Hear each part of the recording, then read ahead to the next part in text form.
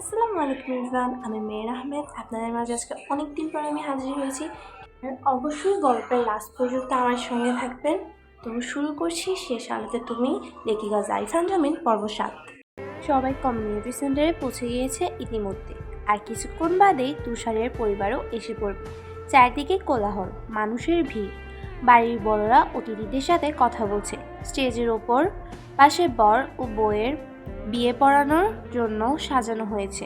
মাঝখানে এক পর্দা ঝুলন্ত ফুলের মালা দিয়ে গাঁথা। বিয়ের রীতি অনুযায়ী কনে ও বর একে অপরকে প্রথমবারের মতো কবুল বলার পর দেখবে। পর্দার এক পাশে বসানো হয়েছে নাহারকে, তার চারপাশে বসে আছে আফরিন, ফারিসা ও অনামিকা। তাদের মধ্যে বিভিন্ন ধরনের কথোপকথন চলছে। নাহার তাদের সাথে তাল মিলাচ্ছে, তার মনের ভিতর পরিবার হারানো কষ্ট, আবার প্রিয় মানুষকে পাওয়ার আনন্দ। আফরিন তাদের থেকে একটু দূরে সরে কাউকে কল দিচ্ছে, কিন্তু অপর পাশের ব্যক্তি তার কল রিসিভ করছে না। সে আবার কল দিল। এমন সময় ফোন থেকে মেয়েলি কণ্ঠ ভেসে উঠল, কি হয়েছে আফরু বেবি? মায়ার এমন বেখেয়ালিপনা কথা শুনে রাগান্বিত কণ্ঠে বলে উঠল, কি হয়েছে মানে? এই তুই কোথায়?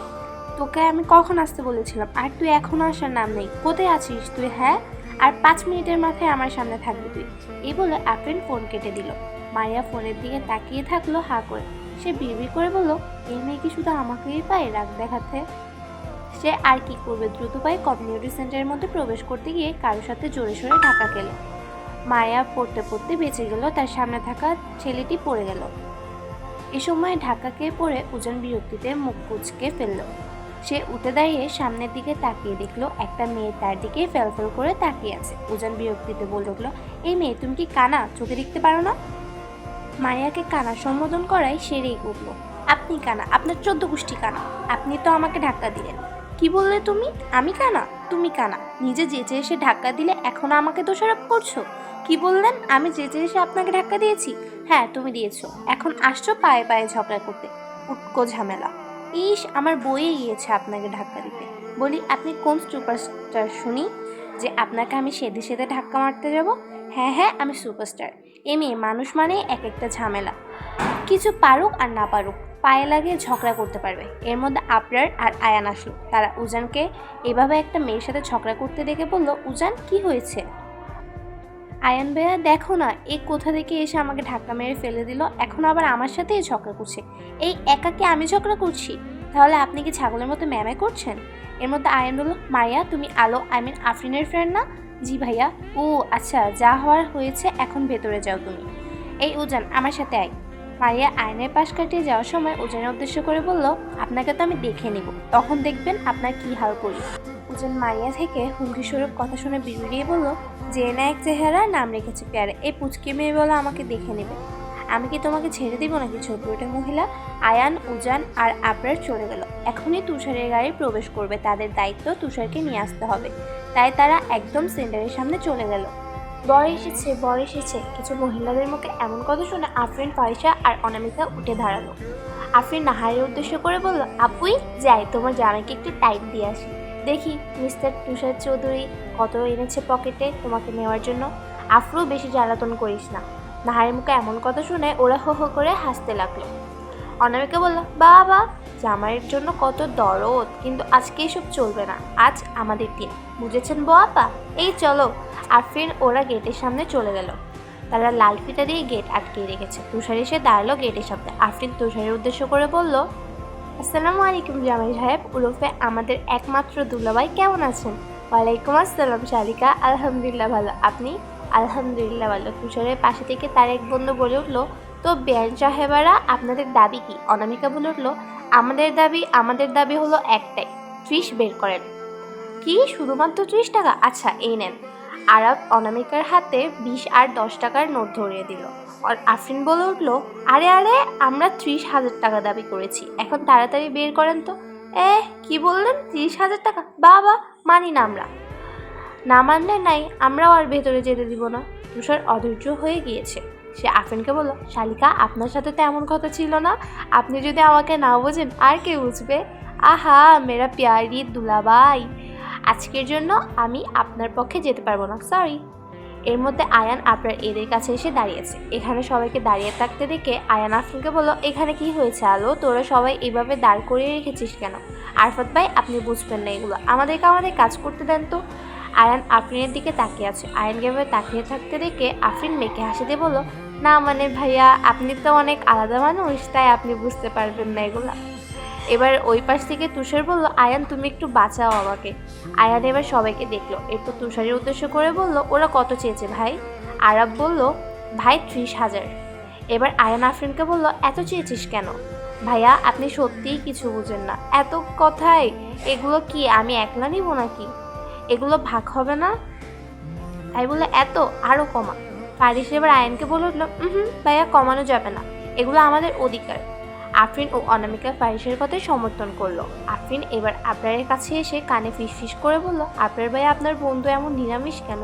আপনি প্লিজ আপনার বন্ধুকে বোঝান, আপনি যদি আমাদের পাশে থাকেন আপনাকেও ভাগ দেওয়া হবে, প্রমিস। আচ্ছা তাহলে ডিল ডান, আমি দেখছি। আবরার এবার তুষারের কাছে চলে গেল। সে তুষারের কাছে গিয়ে ফিসফিস করে বলল, দুলাভাই বিশ্বাস করেন, এরা যা বিচ্ছু, আপনাকে ছাড়বে না। আর এরা না ছাড়লেও আজ আপনার বিয়ে হবে না। তার চেয়ে বরং ভালো, যা চেয়েছে তাই দিয়ে দিন, আপনারও লাভ আমারও লাভ। তুষার এবার আরবকে বলে উঠলো, ভাই যা চেয়েছে দিয়ে দে তো। আরব তুষারের দিকে তাকে বলল, শালার তুই যে এমন বোপাগুলো হবি আমরা আগেই জানতাম। ধুর, তুইও না। আরব এবার সামনে তাকিয়ে বলল, আচ্ছা ঠিক আছে, আপনাদের দাবি মানা হলো, এই নেন আপনাদের অধিকার। আরব পকেট থেকে একটা বান্ডিল সামনে এগিয়ে দিল। আফরিন ওরা খুশিতে হৈ হৈ করে উঠল। কিন্তু এর মাঝেও যে আফরিনকে কেউ একজন খুঁটিয়ে খুঁটিয়ে দেখতে ব্যস্ত তার কেউ জানলো না। আফরিন এবার তুষারের হাতে একটা ছোট কাঁচি তুলে দিল, নেন ভাইয়া, এটা নিয়ে ফিতা কেটে ফেলেন। তুষার ফিতা কাটলো। অনামিকা তাকে মিষ্টি খাওয়িয়ে শরবত খাওয়ালো। এরপর তাকে ভেতরে নেওয়ার সময় আরব বলল, এটা ঠিক না, আমাদেরকে মিষ্টি খাওয়ানো হলো না কেন? অনামিকা বলল, আপনার হাত নেই বিয়ে, নিজেরটা নিজে খান। এই সাইড দেও, আমাদের দুলাভাইকে নিতে হবে। তারা তুষারকে নিয়ে গেল। ফুলের পর্দার ওপর পাশে তুষারকে বসানো হলো। এক পাশে শেরওয়ানি পরা তুষার বসে আছে, আর অপর পাশে নববধূ সাজে নাহার। দুপুর 1:20। কাজী ইতিমধ্যে উপস্থিত হয়েছেন। তিনি বসে আছেন আরিফ জাহান ও আহরাম চৌধুরীর সামনে।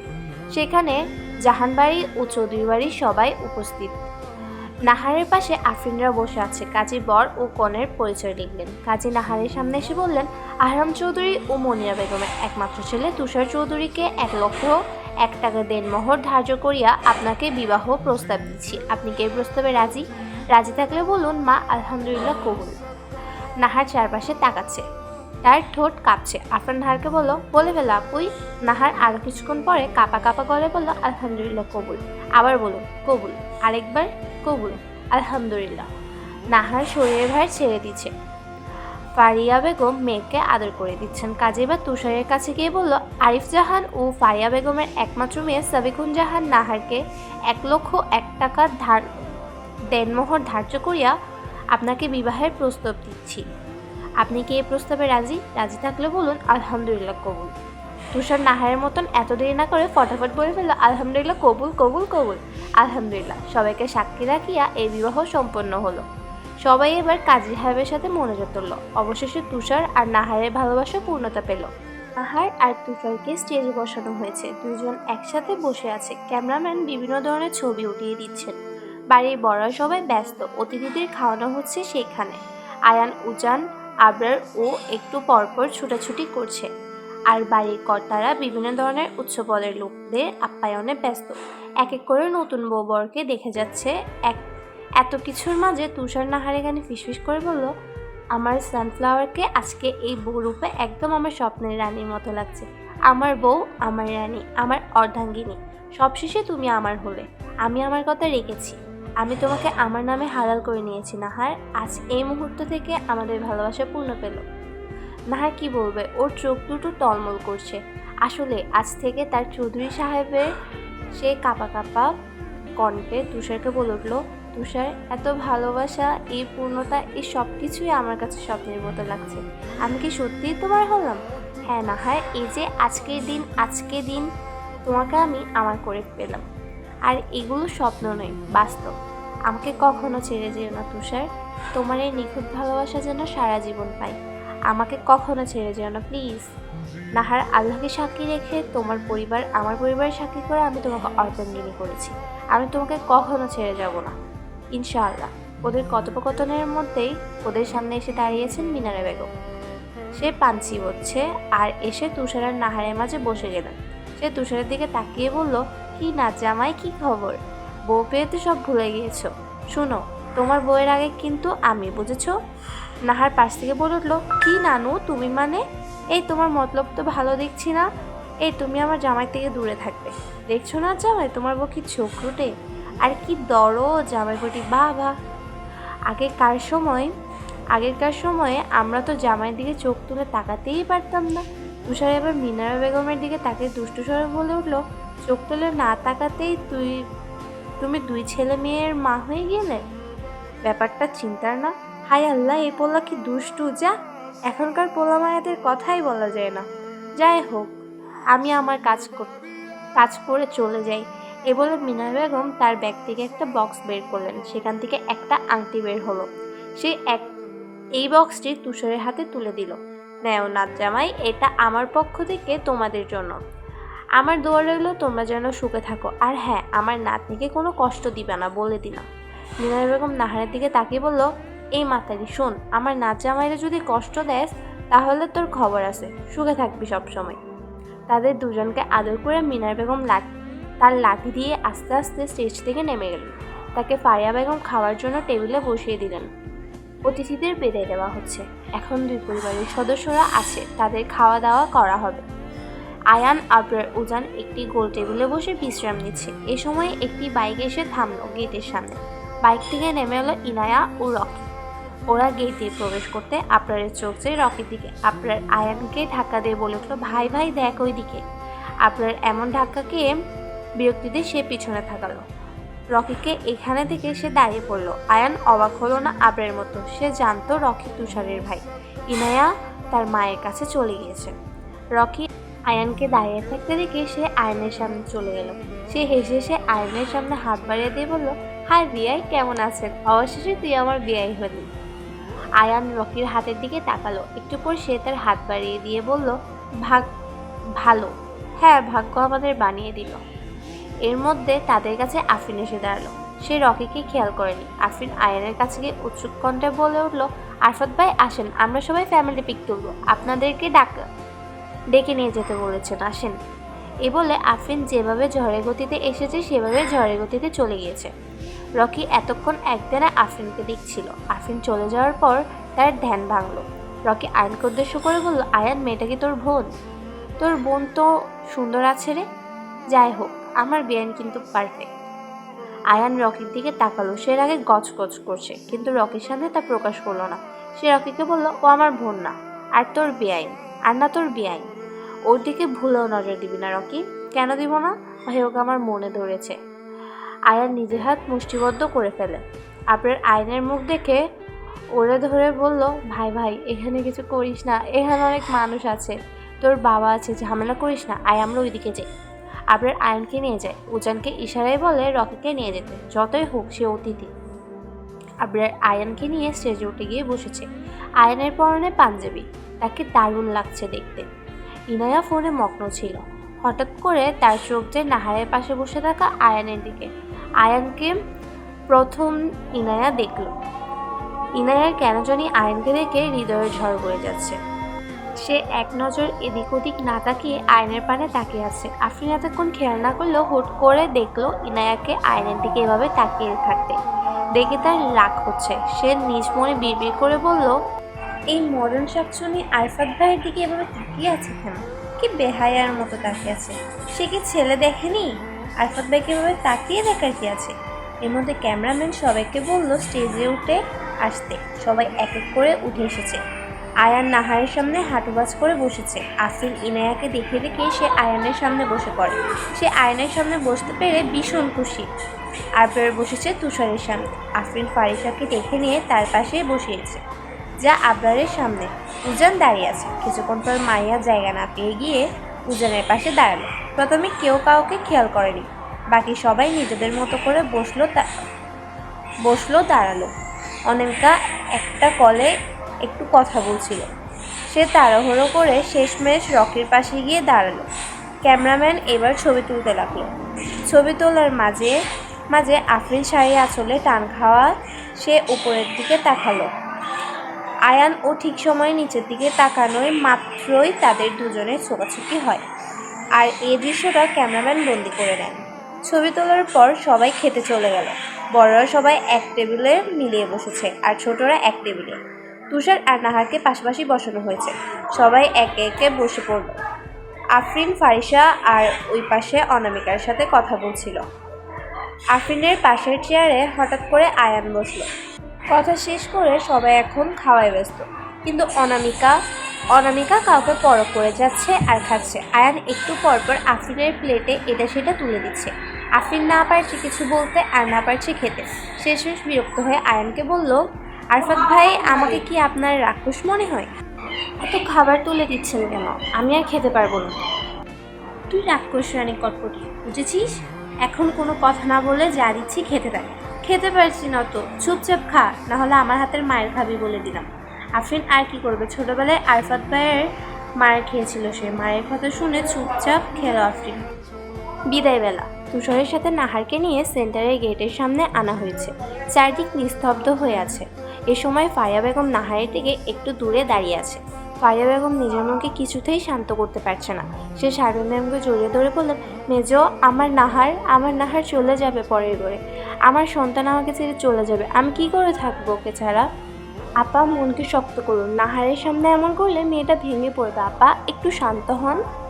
তাদের পাশে আরিফ জাহান দাঁড়িয়ে দেখছেন। কথায় আছে, পুরুষ মানুষ পাথরের মতো। আরিফ জাহান চুপচাপ দাঁড়িয়ে আছেন, না কিছু বলছে আর না কিছু করছে। তিনি বিড়বিড় করে বলে উঠলেন, আমার মেয়ে, আমার মা। আজকে থেকে তোকে আর কাছে রাখতে পারবো না, তোকে আর আদর করতে পারবো না। এর মাঝে সাইফুল জাহান এসে আরিফ জাহানের উদ্দেশ্য করে বললেন, ভাই আসেন, দেরি হয়ে যাচ্ছে। সবাই এক এক করে সামনে এগিয়ে গেলেন। তুষারের মা বাবা নাহারের বাবা মাকে ধরে বললেন, ভাই সাহেব, এবার আমাদের বিদায় দেওয়া হোক।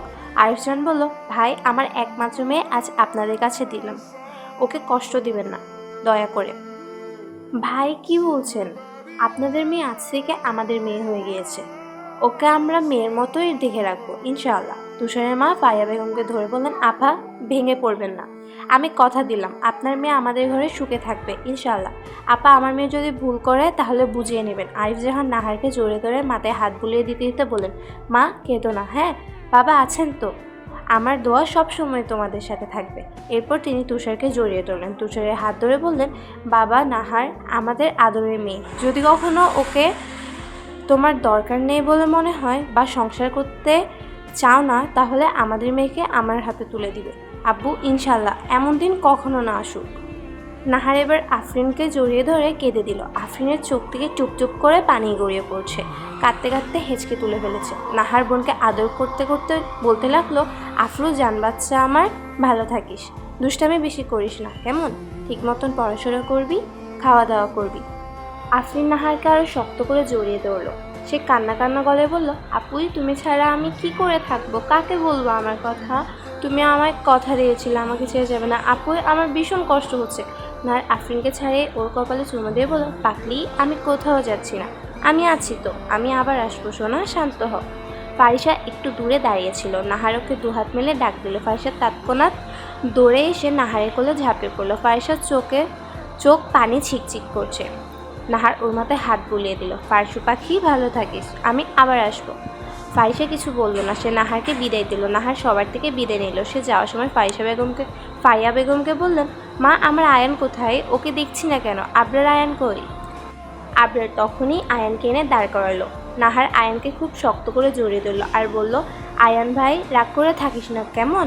ভালো থাকিস বাচ্চা। এরপর সবাই নাহারকে গাড়িতে বসালো। নাহার কাঁদতে কাঁদতে ক্লান্ত হয়ে পড়েছে। তার পাশেই বসে আছে তুষার নাহারের হাত শক্ত করে ধরে রাখলো। নাহার গাড়ির জানালা দিয়ে শেষবারের মতো সবাইকে এক পলক দেখল। ফারিয়া বেগম গাড়ির জানলা দিয়ে নাহারের মাথায় হাত রেখে বলল, সুখে থাকিস মা, দোয়া রইল, তোর নতুন জীবন অনেক সুখের হবে। তুষারের পরিবার সবাই এক এক করে বিদায় নিয়ে উঠে পড়ল গাড়িতে। গাড়ি ধীরে ধীরে চলতে শুরু করলো। নাহার আর তুষারের নতুন জীবনে পা রাখল। কিছু সুখ, কিছু দুঃখ নিয়ে সামনে এগিয়ে যেতে হলো নাহারকে। আসসালামু আলাইকুম এভরিওয়ান, আশা করছি আপনারা সবাই ভালো আছেন। বিগত 3 সপ্তাহ ধরে আমি কোনো প্রকার নতুন পর্বও দিইনি বা কোনো ভিডিও কমিউনিটি পোস্ট কিছুই দিইনি, কারণ আমি কিছু ব্যস্ততার মধ্যে ছিলাম আর আমি খুবই পড়ার চাপে ছিলাম, তার কারণে দিতে পারিনি। আর সামনে আমার এক্সাম, যার কারণে এখন গল্প দিতেও দেরি হতে পারে, আপনারা এটা মানিয়ে নেবেন। কারণ অবশ্যই আমার এক্সামের পড়ার চাপ, এরপর আবার এগুলো ভয়েস ওভার করতে দেন, এডিট করতে একটু সময়ের ব্যাপার আছে, যার কারণে আমি দিতে পারিনি। আরেকটা কথা, সামনের পর্বগুলো হয়তো একটু ছোট হইতে পারে, আর এখনও পর্যন্ত আমার সর্দি আছে, যার কারণে ভয়েস হয়তো একটু খারাপ হইতে পারে, তার জন্য আমি খুবই দুঃখিত। আর যারা যারা শেষ পর্যন্ত এই গল্পের ভয়েস ওভারটা শুনেছেন, তাদের কাছে আমার একটাই অনুরোধ, অবশ্যই লাইক, সাবস্ক্রাইব অ্যান্ড শেয়ার করে দিবেন। আর কমেন্ট করতে ভুলবেন না, কারণ আপনাদের একটা কমেন্টে আমাদেরকে উৎসাহ যোগায়। তো আর কিছু না বলি, এখানেই আমার কথা শেষ করছি। আল্লাহ হাফেজ, সবাইকে ভালো থাকবেন আর আমাদেরকে অবশ্যই সাপোর্ট করতে ভুলবেন না।